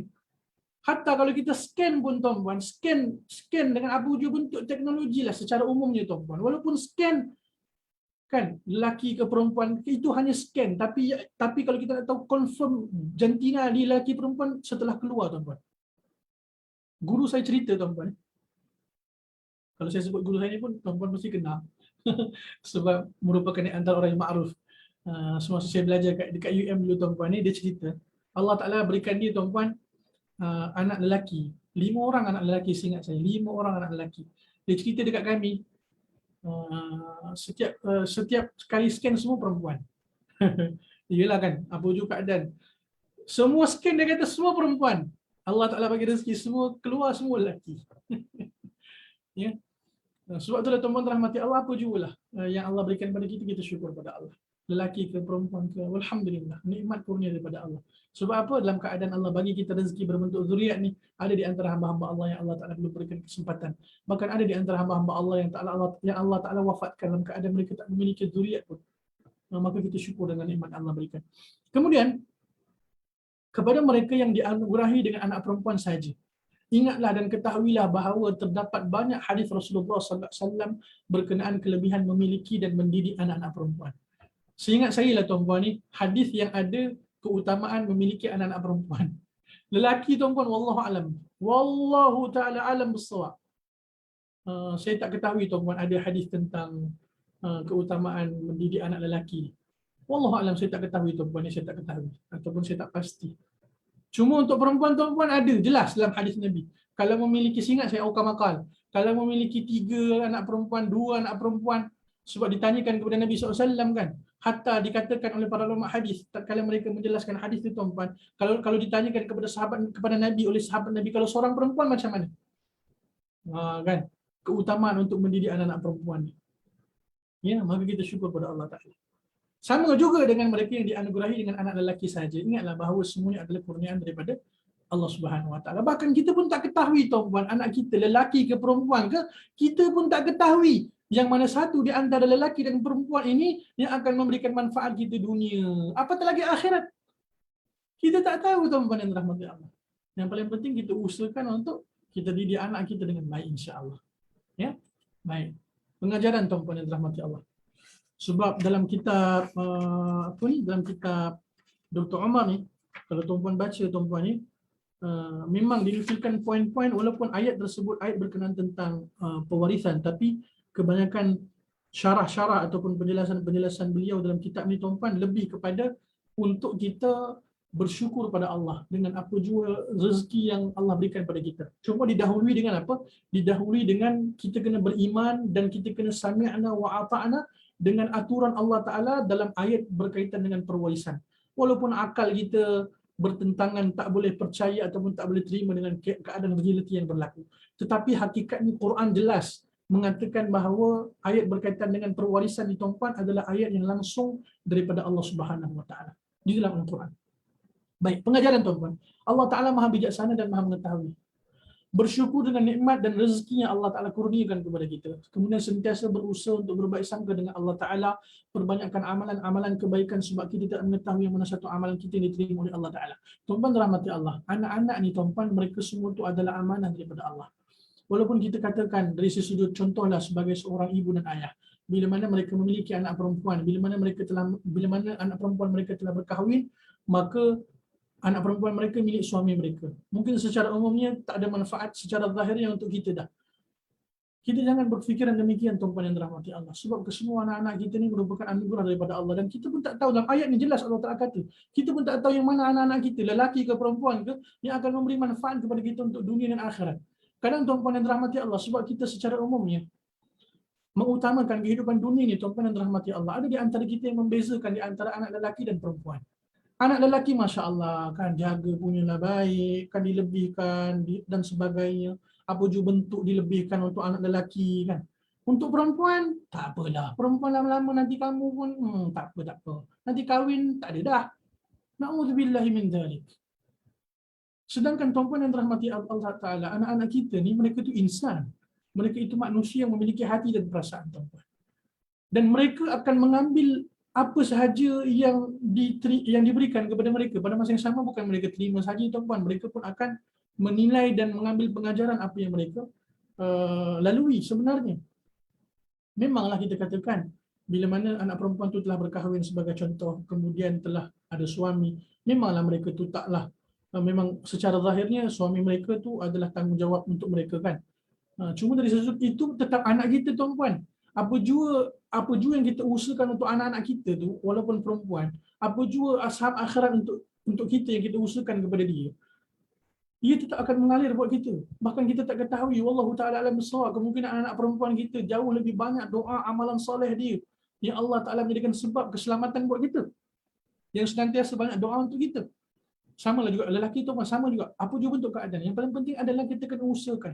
Walaupun fitrah memang hati kita ni memanglah tak boleh nak kita katakan sama semua tuan-tuan kan, tapi jangan terlalu kita tunjukkan kasih sayang kita berat sebelah. Sebab apa tuan-tuan dirahmati Allah, kalau kita mentadabburi surah Yusuf, kan, surah Yusuf, di antara sebab ataupun di antara bentuk teguran yang Allah Ta'ala berikan kepada Nabi Ya'qub AS adalah Nabi Ya'qub AS terlalu menunjukkan kasih sayang ataupun kecenderungan kepada Nabi Yusuf AS, sehingga mana adik-beradik dia yang lain rasa hati tuan-tuan, terasa cemburu, terasa hati. Sebab apa? Asyik Yusuf je, asyik terlalu sayang Nabi Yusuf AS. Nabi Yusuf AS. Kan? Maka ini di antara bentuk pengajaran tuan-tuan untuk kita semua. Bagi yang Allah Ta'ala berikan rezeki berbentuk zuriat lelaki ke perempuan, kita usahakan untuk kita zahir yang tuan-tuan samakan. Walaupun hati kita memang tahu, hati kita memang ada cenderung sayang pada anak-anak lebih fulan kan. Mungkin fulan yang lebih kita sayang. Wallahu alam sebab apa kita lebih sayang pada dia. Mungkin sebab akhlak dia. Mungkin sebab dia punya peribadi dan sebagainya. Mungkin sebab dia mudah dididik dan sebagainya. Tapi pada masa yang sama jangan ditunjukkan secara zahir tuan-tuan. Kita usahakan untuk zahirnya sama. Zahirnya sama. Walaupun memang dalam hati kita memang ada yang lebih. Itu fitrah tuan-tuan. Memang fitrah kan. Kalau kita nak kaitkan dengan Ummahatul Mukminin, Rasulullah SAW kan berpoligami. Isteri-isteri Nabi sayang semua tuan-tuan dirahmati Allah. Nabi sayang semua isteri-isteri Nabi.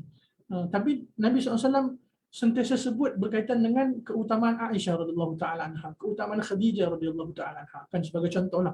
Memang fitrah hati kita memang cenderung kepada satu-satu itu memang fitrah. Cuma jangan ditunjukkan secara jelas tuan-tuan, secara zahir. Sebab apa, ia akan menyebabkan kesan yang agak berat sebenarnya bila mana keadaan yang buruk berlaku, na'udzubillah. Seperti mana apa yang berlaku dalam kisah Nabi Yusuf. Dan itu juga di antara disebut pengajaran-pengajaran ataupun kisah ataupun kita kata istifadah yang kita boleh ambil daripada surah Yusuf adalah berkaitan dengan poin ini tuan-tuan. Sebagai ayah ataupun sebagai ibu dengan anak-anak kita, jangan terlalu dizahirkan secara jelas berkenaan kecenderungan kasih sayang kepada anak-anak tertentu sehingga menyebabkan anak-anak yang lain akan terasa hati dan menyebabkan hasad dan sebagainya. Dan itu di antara bentuk nasihat terutama untuk diri saya terutama tuan-tuan ni. Semoga Allah Ta'ala mudahkan kita insya-Allah untuk kita sama-sama mendidik anak-anak kita menjadi generasi yang rabbani insya-Allah, menjadi hamba-hamba Allah Subhanahu Wa Ta'ala bertakwa yang mudah-mudahan insya-Allah kesemuanya menjadi sebab saham akhirat jariah buat kita semua insya-Allah. Wallahu ta'ala alamu bis-shawab. Wallahu a'lam bis-shawab. Ada persoalan tuan-tuan? Baik, mungkin saya boleh baca persoalan yang ditanyakan sebentar tadi. Sementara tuan-tuan mungkin ada persoalan nak tanya, boleh tanya insya-Allah. Baik, bismillah. Ustaz, kadang-kadang tu bomoh-bomoh yang mengubati pesakitnya boleh sembuh juga Ustaz. Tu macam mana Ustaz? Bila begitu ada je orang yang terusan guna khidmat bomoh ataupun pawang Ustaz. Sebab diorang rasa boleh sembuh padahal dah tahu itu semua syirik. Baik, sebab itulah tuan-tuan yang dirahmati Allah Ta'ala. Bila mana kita mentadabburi ataupun kita berpegang dengan ayat yang kita bacakan sebentar tadi ataupun kaedah Al-Quran yang kita bacakan sebentar tadi. Mereka yang melakukan sihir ni tidak akan menang selama-lamanya. Ia sebagai satu bentuk panduan yang jelas daripada Quran bahawasanya sama sekali kita tak boleh mendatangi ahli sihir. Tak boleh, haram. Apatah lagi kalau memang dah ketahui bahawa itu merupakan ahli sihir. Jangan sekali-kali tuan-tuan rahmati Allah Ta'ala. Dan ini merupakan di antara ujian ataupun talbisu iblis ataupun tipuan iblis kepada mereka-mereka yang Allah Ta'ala uji. Kan? Dan ia juga merupakan ujian keimanan kita. Semoga Allah pelihara kita insya-Allah. Kemudian Assalamualaikum Ustaz. Waalaikumsalam warahmatullahi wabarakatuh. Adakah binatang-binatang yang berbisa seperti ular, kalajengking yang selalu dijumpai dalam rumah dikaitkan dengan sihir? Wallahu ta'ala alam bisawab. Tuan-tuan dirahmati Allah. Bismillah. Setakat yang saya boleh respon ataupun jawab oleh tuan-tuan ni. Berkaitan dengan perkara ni, rumah kita sebagai contoh, apabila rumah yang kita duduki itu memang tak pernah lah kan kita katakan, memang tak biasalah dengan binatang-binatang yang pelik-pelik. Contoh kan, ular contoh, kalajengking, lipan yang color hitam sebagai contoh. Secara umum lah tuan-tuan, memang tak pernah ataupun memang bukan biasa, memang luar biasa. Maka itu di antara bentuk-bentuk yang kita boleh usahakan berhati-hatilah tuan-tuan. Kemungkinan, tapi wallahu alam, kepastian tu wallahu alam, kemungkinan. Macam mana saya nak jawab? Jadi, bagaimana kita punya respon berkaitan dengan perkara ini? Pertama sekali, tuan-tuan rahmati Allah, bila mana kita bertemu dengan keadaan-keadaan ataupun perkara-perkara yang pelik lah, sebagai contoh kan, yang pelik. Contohlah kita jumpa macam-macam lah, rambut ke kan, apa semua tuan-tuan. Apa yang kita nak buat ni? Apa yang kita nak buat? Pertama sekali, tuan-tuan rahmati Allah, kita usahakan untuk kita jaga amalan kita. Tingkatkan amal kita. Rumah kita gigihkan dengan amal-amal agama. Satu. Duanya, tuan-tuan, kita jangan fikir. Jangan fikir, kita anggap dia semua ni tak ada apa-apa. Sebab itu juga di antara bentuk rawatan ruqyah syar'iyyah, kita jangan fikir tuan-tuan. Jangan fikir langsung tak ada apa-apa insya-Allah. Bismillahirrahmanirrahim, Allah, tak ada apa-apa. Kemudian kita bertawakal pada Allah Subhanahu Wa Taala. Ya. Kita bertawakal pada Allah. Jaga amal. Tuan-tuan, yakinlah pada Allah Taala. Apa jua yang akan datang pada kita, jika Allah Taala pelihara kita, tidak akan datang. Dan pada masa yang sama tuan-tuan, jika ia datang dengan izin Allah, maka kita usahakan untuk kita bersabar, kita usahakan untuk kita rawat hati kita insya-Allah bersama-sama. Kita berusaha untuk kita katakan meningkatkan lagi amal kita insya-Allah. Tak semestinya pun, tak semestinya. Tapi kalau memang dah pelik-pelik, jarang, tak pernah berlaku, tiba-tiba ada, memang itu di antara bentuk yang kita kena berhati-hatilah. Kita banyak baca doa, jaga amalan-amalan rumah, hidupkan dengan Quran, zikir, salat. Ya? Wallahu a'lam. Baik. ketentuan Allah yang dikandung kurniaan Allah lelaki atau perempuan. Tapi sekarang ni ibu mengandung akan jalani scan untuk tahu jantina anak untuk persediaan bersalin. Adakah ini dikira berdosa? Tak berdosa tuan. Tak ada masalah. Boleh, tak ada masalah. Bahkan tak ada masalah pun. Memang boleh dibenarkan. Tak ada isu berdosa tak berdosa dekat sini. Sebab apa? Ia merupakan satu bentuk usaha kita lah kan nak ketahui jantina apa. Tapi pada masa yang sama tuan-tuan dirahmati Allah, apa jua jantina yang Allah berikan kelak, kita kena terima, kan kita kena bersyukur pada Allah Subhanahu wa taala. Kan contoh jangan pula contoh scan lelaki kan contoh. Kita pun belikan barang semua lelaki. Qadarullah, ketentuan Allah Taala lahir perempuan, kita pun frust. Aduh, hai. Kenapa perempuan? Kan scan tu lelaki, contoh. Maka itu tak patutlah tuan-tuan kan. Tak kira berdosa puan N. Ya, tak ada masalah, boleh. Sebagai satu bentuk persiapan persediaan insya-Allah. Hatta tuan-tuan dirahmati Allah, kan sebaik-baiknya kalau kita nak beli baju persediaan pun kita usahakanlah, kalau memang lelaki pun kita sediakan jugalah lebih kurang yang macam color ke sama untuk lelaki perempuan kan. Sebab kita pun tak tahu yang lahir tu lelaki ke perempuan. Macam yang kisah guru saya cerita tadi tuan-tuan ni, scan semuanya semua scan perempuan. Lima anak semua scan perempuan, lahir lelaki. Walaupun kita kata biasanya ustaz kalau lelaki scan insya-Allah lelaki, tapi tuan-tuan Allah Maha mengetahui. Jelas dalam Quran Allah Taala sebut yang mengetahui jantina tu lelaki ataupun perempuan adalah Allah Subhanahu wa taala. Wallahu taala a'lamu bis-shawab. Ada persoalan lain tuan-tuan? Silakan jika ada. Jazakumullah khairan sebab bersama dengan kita insya-Allah. Semoga tuan-tuan puan-puan juga beroleh sesuatu yang bermanfaat. Terima kasih semua insya-Allah. Ada persoalan yang lain? Assalamualaikum Ustaz. Waalaikumsalam warahmatullahi wabarakatuh. Ada beza tak antara orang beriman dan orang bertakwa? Ataupun dia sama? Orang beriman, orang bertakwa. Baik. Ya, terima kasih Ustaz. Sama. Dari sesudut beriman dan bertakwa. Tuan-tuan dirahmati Allah Ta'ala. Beriman dan bertakwa, ia merupakan salah satu bentuk yang kita boleh, ini setakat yang saya mampu jelaskan tuan-tuan. Beriman dan bertakwa.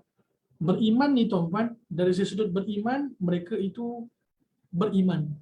Maknanya bila mana mereka ada iman, beriman, tak semestinya mereka itu bertakwa. Tapi semua orang yang bertakwa adalah orang yang beriman. Kurang macam itulah secara ringkas, secara mudah yang saya boleh jelaskan. Beriman tak semestinya bertakwa, tapi kesemua orang yang bertakwa itu beriman. Sebab bertakwa ni tuan-tuan merupakan di antara amalan orang-orang kita yang satu bentuk martabat ataupun kedudukan yang agak istimewa di sisi Allah Subhanahu Wa Taala. Sebab semua amalan ni tuan-tuan, semua amalan ibadah kita semua ini, apa juga bentuk amalan ibadah, kan, ia semuanya adalah untuk membina ketakwaan kita kepada Allah Subhanahu Wa Taala. Dan pastinya lah mereka yang bertakwa tu mereka itu beriman pada Allah.